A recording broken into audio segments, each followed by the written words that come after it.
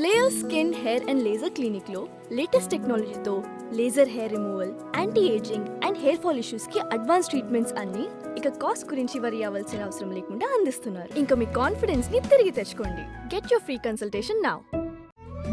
తెలుగు వారి number 1 choice Telugu Matrimony. Pawan range చూడండి, ఎక్కడికో వెళ్ళిపోయింది. అసలు ఈ టైటిల్ పెట్టడానికి కూడా కారణం ఏంటి అంటే, చాలామంది ఇదే పవన్ కళ్యాణ్ని ఉద్దేశించి ఎన్ని ఎటకారాలు, ఎన్ని హేళనలు, ఎన్ని అవమానాలు. ఇందులో మొట్టమొదటి ర్యాంకులో ఉండేది ఎవరో తెలుసా? మాజీ మహిళా మంత్రి రోజా. అసలు నువ్వెవడవే అంటూ ఉంటుంది కదా. ఇప్పుడు ఈయన ఎవరో ఏకంగా మన దేశ రాష్ట్రపతి డైరెక్ట్గా ఆవిడే వెళ్ళి పవన్ కళ్యాణ్ గారికి కుటుంబ సమేతంగా ఒక ఇన్విటేషన్, మీరు రండి కార్యక్రమానికి అని చెప్పేసి ఇన్వైట్ చేయడం జరిగింది. ఇప్పుడు తెలిసిందండి మాజీ మంత్రి రోజా గారు పవన్ కళ్యాణ్ అంటే ఎవరో ఇప్పుడు తెలిసిందా? ఇంకా చాలామంది ఉన్నారు. వాటన్నిటికీ సమాధానమే ఈ వీడియో. ఇక్కడ చూడండి, గవర్నర్ గారు, రాష్ట్రపతి గారు, నేవీ దళానికి సంబంధించిన కార్యక్రమం అది. సో ఆ కార్యక్రమానికి సంబంధించిన దాంట్లో ఆయన్ని పిలిచారు, అది కూడా కుటుంబ సమేతంగా. సో ఇప్పుడు ఒకసారి ఆ వీడియో ప్లే చేస్తా, చూడండి.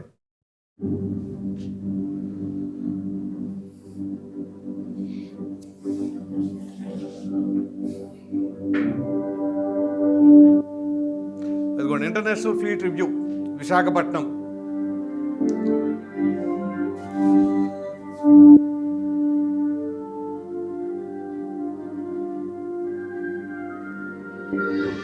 చూడండి అమ్మా, చాలా జాగ్రత్త చూడండి. ఇది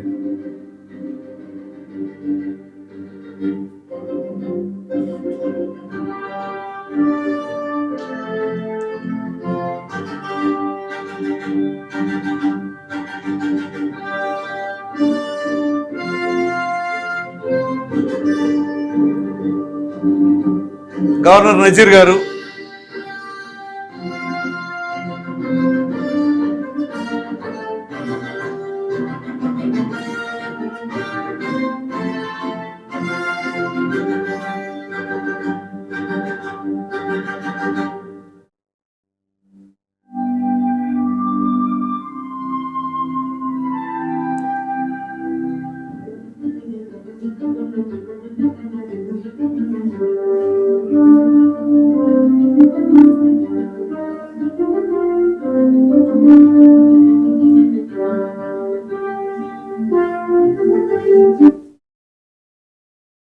ఇక్కడ చూసారా? ఈ ఫ్రేమ్ చూడండి.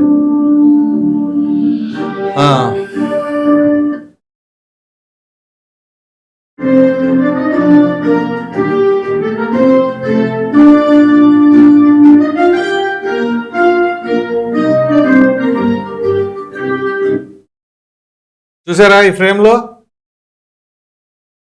రాష్ట్రపతి గారు, గవర్నర్ గారు, ఒక పవన్ కళ్యాణ్ గారు, అఫ్కోర్స్ నేవీ దళానికి సంబంధించిన అధికారులు. ఇప్పుడు ఈ ఫ్రేమ్ ఇలా చూస్తుంటే ఎంతోమందికి ఎసిడిటీ వస్తుంది. ఎందుకంటే అసెంబ్లీ గేటును కూడా తాకనీయం, నువ్వెవడవే, నువ్వు ప్యాకేజీ స్టారు, ఇలా మాట్లాడిన వాళ్ళందరికీ కూడా నోటికి ఫెవిక్విక్తో అంటించారు ప్రజలు. ఎవరు పవన్ కళ్యాణ్ అంటించలా, ప్రజలే మీ నోటికి ఫెవిక్విక్ వేయాలి, లేకపోతే మీరు మాట వినరు అని చెప్పేసి వాళ్ళందరికీ సమాధానం. చూసారా? అందుకనే ఎప్పుడు కూడా మన నోట్లో మాట అనేది ఎంత పొదుపుగా వాడుకుంటే అంత మంచిది. మీరు కావాలనుకున్నప్పుడు, ప్రజా జీవితంలో ఉన్నప్పుడు ప్రజలకు మంచి చేయండి. నోటి మాటలతో ఎవరు ఏం చేయలేరు. నోటి మాటలు ఎప్పుడు చెప్పాలి? అది నెరవేర్చుకుంటాం, ప్రజల కోసం కట్టుబడి ఉంటాం అన్నప్పుడు చేయండి. అంతేగాని ఎదుటి వాళ్ళని తిడటానికి అధికారాన్ని ఉపయోగించారనుకోండి, మీరు ఎంత తిడితే ఆయన అంత ఎదుగుతాడు. దానికి నిదర్శనం ఇదే. మీరు ఒక వార్డు మెంబర్గా కూడా గెలవలేదు, ఎన్ని అవమానపు మాటలు, చివరికి ఇంట్లో కుటుంబ సభ్యులను సైతం తీసుకొచ్చి హేళన చేయటం. సో అందు గురించి ఏమైంది? వీళ్ళ ఇంట్లో కుటుంబ సభ్యులను లాక్కొస్తే అన్నవాళ్ళు ఎవరైతే ఉన్నారో వాళ్ళు ఇళ్ళకి పరిమితం అయ్యారు, వాళ్ళ ఇంట్లోంచి బయటికి రాలేని పరిస్థితిలో ఉన్నారు. అంతెందుకు, జగన్మోహన్ రెడ్డి గారు పట్టుమని ఒక వారం పాటు ఆంధ్రప్రదేశ్లో ఉంటున్నారా? తాడేపల్లిలో ఉంటున్నారా? ఉండట్లా. 2 రోజులు మహా ఉంటే 3 రోజులు మళ్ళీ ఏమంటే బెంగళూరు ఇంకో చోటకి వెళ్ళిపోవడం.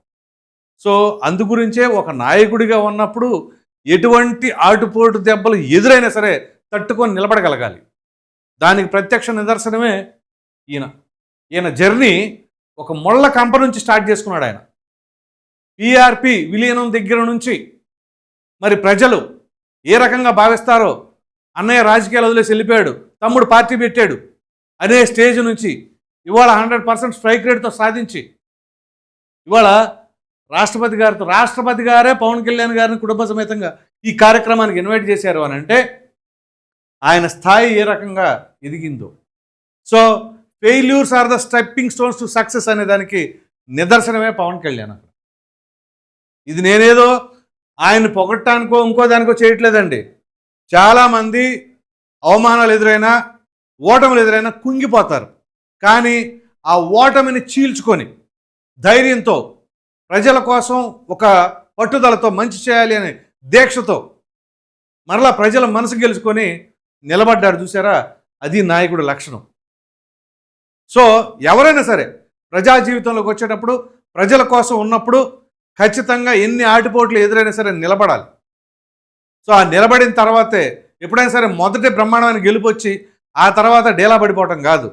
ఓటమి వచ్చినా గెలుపు వచ్చినా నిత్యం ప్రజల కోసం ఉండాలి. ఈయన ఓడిపోయినంత మాత్రం ప్రజల్లోకి రాకుండా ఉండలేదే, నిరంతరం ప్రజల్లోనే ఉన్నారు. ఆ తర్వాత గెలిచాడు కదా, ఏదో 4 గోళ్ల మధ్య బందీ అయిపోయి పరిమితం కాలే. మన్యం జిల్లా, అల్లూరు జిల్లా ఇలా గిరిజన సోదరులు ఉండేది. పైగా సెక్యూరిటీ ప్రాబ్లమ్స్ ఉన్న ప్రాంతాలకి సైతం మొక్కవని ధైర్యంతో ఆయన వెళ్ళారు. అప్పటికి సెంట్రల్ ఇంటెలిజెన్స్ సైతం కూడా మీకు థ్రెట్ ఉంది అని చెప్పేసి లెక్క చేయకుండా వెళ్ళారు. ఎవరు చేస్తారండి ఈ రోజుల్లో? ప్రతి రాజకీయ నాయకుడికి ఇంత కొంచెం అంటే చాలు దడదడలాడిపోద్ది భయం. కానీ ఆయన అసలు ఏమి లెక్క చేయడు. సో అందుగురించే పార్టీలు ఏవైనా కులాలు ఏవైనా మనం గుర్తించాల్సింది ఏంటి అంటే నిజంగా ప్రజానాయకుడా కాదా, అది మంచి చేస్తానికి ఉన్నారా లేదా అనేది మాత్రమే మనం గుర్తించాలి. అంతేగాని ఈ కులమా ఆ కులమా, ఈ పార్టీయా ఆ పార్టీయా, అసలు మానవుడా కాదా, కాదు మంచోడా కాదా, పనివాడా కాదా, ప్రజల కోసం నిలబడతాడా లేదా, అది మాత్రమే చూసుకోండి. ఇవాళ యువతరం ఈయన కోసం ఎందుకు అంత ఇదిగా ఎగబడతా ఉంటారు, ఆయనకు ఆ చరిష్మా ఏంటి అనేది అర్థం చేసుకోండి. పోనీ ఆయన ఏమైనా సరే ఇంకోటి చేసి రాలా, ఆయన మంచితనంతోనే ప్రజల్లో నిత్యం సొంత డబ్బులను సైతం అసలు లెక్కే చేయడు కదా, ఆ విషయం కూడా తెలుసు కదా. అది కౌలు రైతుల దగ్గర నుంచి కావచ్చు, అలాగే ఎంతోమంది అనాథలకు కావచ్చు, ఆడపడుచులకు కావచ్చు, అందరికీ అండగా ఉంటాను అని చెప్పేసి ప్రతి ఒక్కరికి ధైర్యాన్ని ఇచ్చి వాళ్ళ జీవితాలు బాగుపడాలని చెప్పేసి నిత్యం ఆలోచించే వ్యక్తే పవన్ కళ్యాణ్. సో ఇవాళ ఈ పరిస్థితుల్లో ఆయన ఉన్నారు అని అంటే దానికి నిజంగా అప్పుడు ఎవరెవరైతే మాట్లాడారో వాళ్ళందరూ కూడా కారణమే. సో వాళ్ళ తిట్లే ఆయనకి దీవెనలాగా మార్చుకొని ఇలా విజయ తీరాల వైపు చేరి చివరికి ఇదిగో అందరంత స్థాయికి ఎదిగారు పవన్ కళ్యాణ్. సో మరి మీరేమనుకుంటున్నారో అనే అభిప్రాయాన్ని కామెంట్లో ఖచ్చితంగా తెలియచేయండి. Thank you.